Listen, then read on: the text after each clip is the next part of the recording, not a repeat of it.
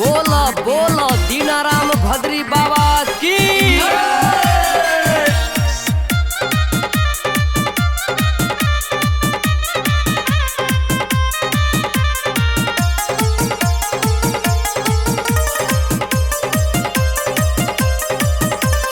जहिया सा जन्मल निरसो के मच गेल जोगिया नगर में धमाल। हाँ जहिया सा जन्मल निरसो के मच गेल जोगिया नगर में धमाल। ढोल नगाड़ा बज मृदंग ताल ऋषिकुल में एल नया खुशहाल।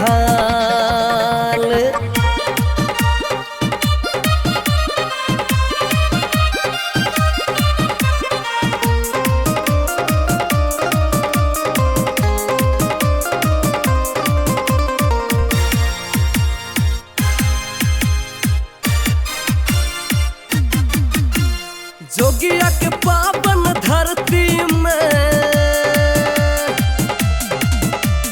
दीनाराम जन्म लेलकै हो। जोगिया के पावन धरती में दीनाराम जन्म लेलकै हो। अत्याचार के दादाजी दुनिया से मिटलकै हो। दुश्मन सबके चलन चाल, दुश्मन सबके चलन चाल दीना भद्री बनलै महाकाल। जहिया सा जन्मल निरसो के लाल मच गेल जोगिया नगर में धमाल।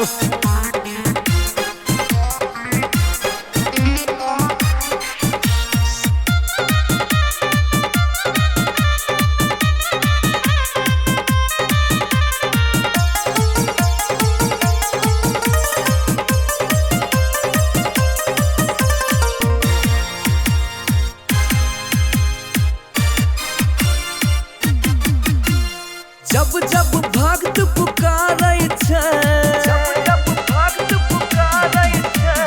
दीनाराम भद्री पधारै छै। जब जब भक्त पुकारै छै दीनाराम भद्री पधारै छै। बिगड़ल काम के दादाजी एक पल में सवारै छै। दीनाराम के छै महिमा कमाल। हाँ दीनाराम के छै महिमा कमाल। बाबा के भक्ति में दुनिया बेहाल। जहिया सा जन्मल निरसो के लाल मच गेल जोगिया नगर में धमाल।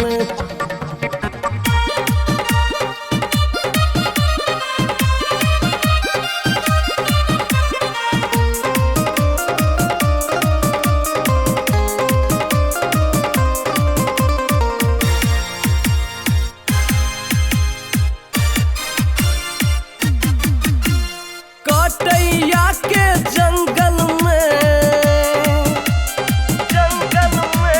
दुनू भाई शिकार खेलै छै।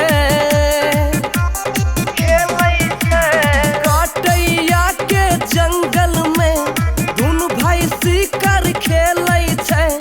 दीना भद्र के नाम से हो दुनिया डगमग डोलै छै। गाबै नवीन गीत बड़ा कमाल। हाँ गाबै नवीन गीत बड़ा कमाल। विक्रम संजय बजाबै छै झाल। जहिया सा जन्मल निरसो के लाल मच गेल जोगिया नगर में धमाल।